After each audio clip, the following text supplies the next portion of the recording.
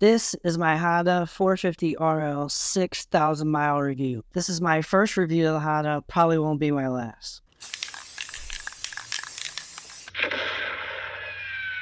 This is the Honda 450 RL. It's got a $10,000 base MSRP, 450cc liquid-cooled single-cylinder unicam engine. Got 96mm by 62.1mm bore and stroke. 12-to-1 compression ratio, programmed fuel injection, 38 horsepower coming into North America market, a wide ratio, 6-speed transmission, number 520 chain with 1351 tooth front and rear sprockets. Front suspension has inverted telescopic Showa coil spring fork with rebound and compression damping adjustability with 12 inches of travel. Rear suspension has a Pro-Link Showa single shock with spring, preload, rebound, and compression damping adjustability with 11.8 inches of travel. It has 28.5 degrees of rake, a seat height of 37.2 inches, ground clearance 12.6 inches, 2 gallons of fuel capacity, 289 pounds curb weight. Now, curb weight means full of fuel, full of fluids, ready to roll, 289 pounds.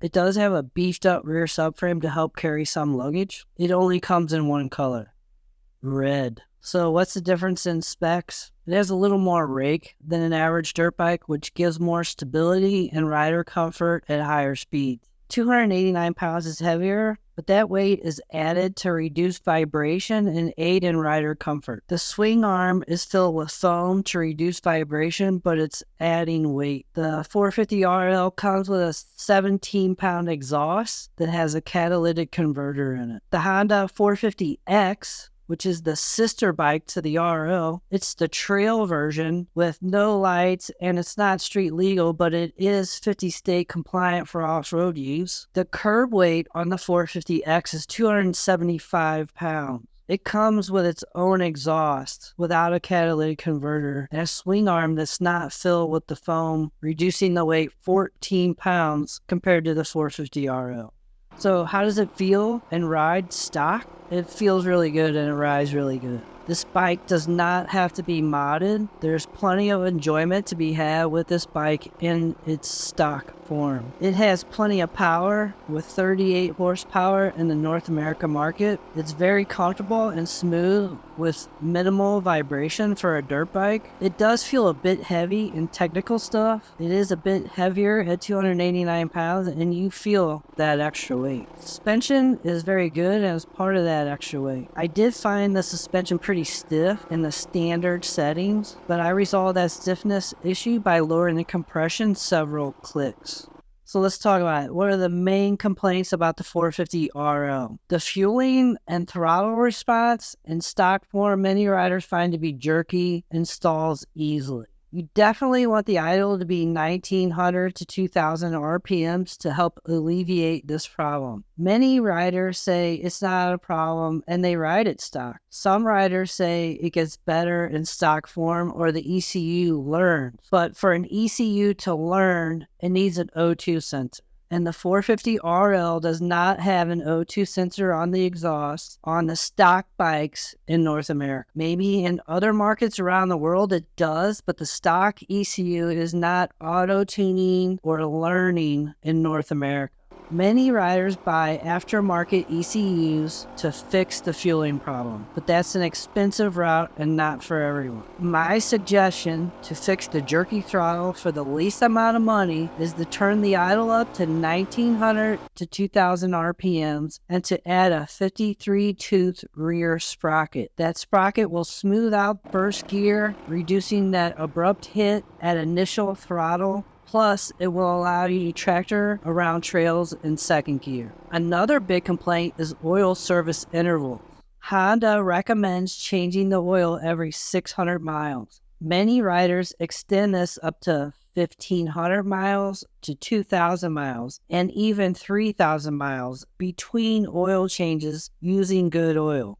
Moto's own oil analysis from Blackstone said the oil was good up to 3,000 miles. There are multiple riders with their own oil analysis from Blackstone saying the same thing on the interweb.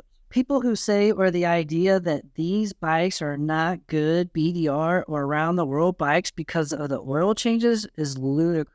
Many people have taken the 450RL and the KTM 500s around the world in BDRs multiple times.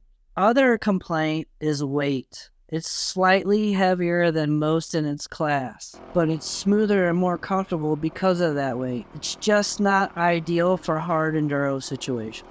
And of course, some people will say it's too pricey. I believe it's not pricey for the performance package you get with this 450RL in stock form compared to its competitors in its class. It's got way more performance than a 300L, but people think it should cost the same as a 300L. And people spend a lot of money tricking out 300Ls to only get close to the stock 450RL offering. People will also say it's hard to ride. It's not hard to ride if you've owned a 450 before. Generally, people that say that are used to the 25 horsepower of a Honda 300L versus the 38 horsepower of a stock 450RL, much less the 60 horsepower of a 450 race bike. If you have ever ridden a 450 before, you will understand this bike is a heavily detuned 450 in its stock form. However, I will say the 450RL is not a beginner bike. It is not for entry-level riders. It's not the bike you want to buy for your first bike. So what's good about the 450RL? It's smooth. For a single-cylinder thumper, it's smooth. It's at home on 2-track and BDR type trails and roads. You could also take it to the local motocross track and have a blast with it. It can do single track and enduro riding. It's just not as happy with the slightly heavier weight. It's a great all-around DualSport bike. It's pretty good on the road for a dirt bike, and that's why they make great supermotors. It can also be completely tricked out with aftermarket mods to make it even more enjoyable of a riding experience. There's becoming more and more of an aftermarket for the 450RL, and I'm personally pushing to grow that. It comes stock in North America at 38 horsepower. With aftermarket ECUs like the SX1, you can get 45 to 48 horsepower. Now, with a cam from the 450R race bike installed on the 450RL and an ECU with maps for that R cam, you can get up to 58 horsepower out of the 450RL package. I personally, when I ride this, I don't worry about being stranded or breaking down, even though I have once. I have replaced the fuel pump, but it's not a common thing on the Hondas like other bikes. But that's all I've done though in 6,000 miles besides regular maintenance. Some people have had trouble with the starter, but not me. People will argue Honda isn't any more reliable. I've owned many kinds of bikes and my personal ownership experience have formed my own opinion. I believe the Honda reliability is undeniable. So Honda does take steps to make the engine more reliable, but it loses performance to accomplish that. The compression on the Honda is not as high as its competitors, making the engine last longer and more reliable. It also has 3 rings on the piston instead of 2 to prevent blowback, to make the engine more reliable and last longer. But this does cause the engine to produce a lot of heat. The exhaust heat is high on the Honda 450RL. I think that's why it's such a small header on the stock setup to reduce heat as well as emissions. Me personally, I'm happy to take that little less performance and gain reliability because I want to ride it and not work on it. And the 450RL has been just that over the 6,000 miles I've done so. I definitely ride it more than I wrench on, and I'm happy about it.